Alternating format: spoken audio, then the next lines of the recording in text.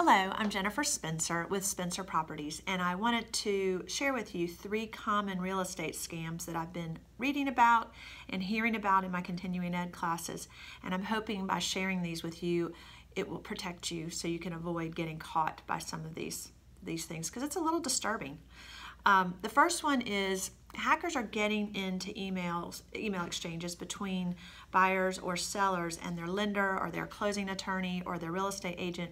And in those emails, they're getting access to information like your pay stub, your W-2, your credit report, or even worse, wiring instructions.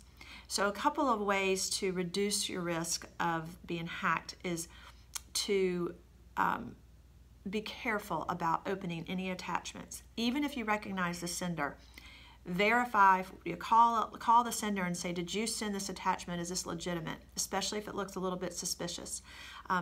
Be on high alert with opening any attachments. Also, if it's coming from an unknown sender, be especially alert. But most of these are coming from people that look like your lender, for example. So just be on the lookout for that.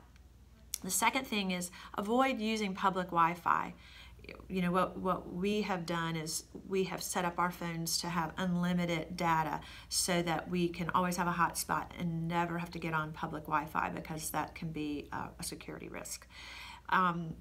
Also, you might want to set up 2-step authentication. That will help reduce your risk as well. Another thing to be aware of is wiring instruction fraud, kind of piggybacking with the email hacking.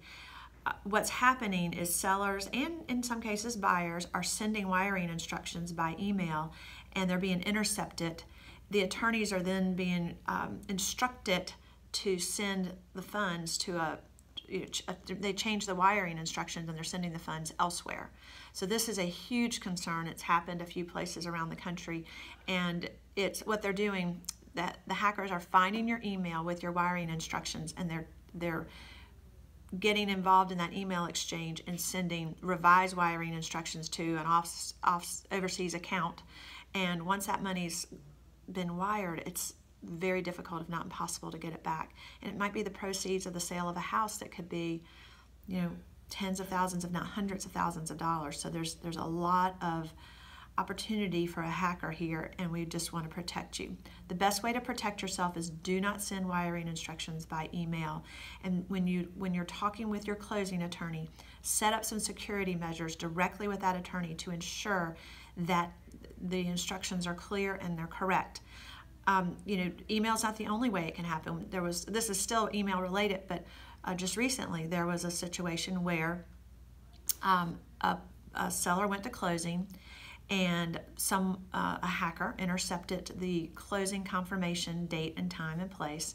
And then 2 hours after the closing took place, the hacker called the attorney's office and said, "Hi, I'm Jennifer Spencer. I was just in your office 2 hours ago with the closing. You instructed us to be very careful about our wiring instructions, so I didn't want to email it to you. I wanted to call you. Are you the one that will be submitting the wiring instructions?" And the person who answered said, "Yes, I am the person who will be wiring the funds.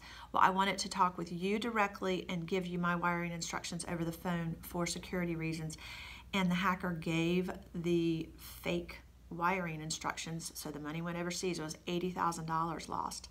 So we just have to make sure that you're communicating with the closing attorney on the most secure way to handle giving and receiving of wiring instructions.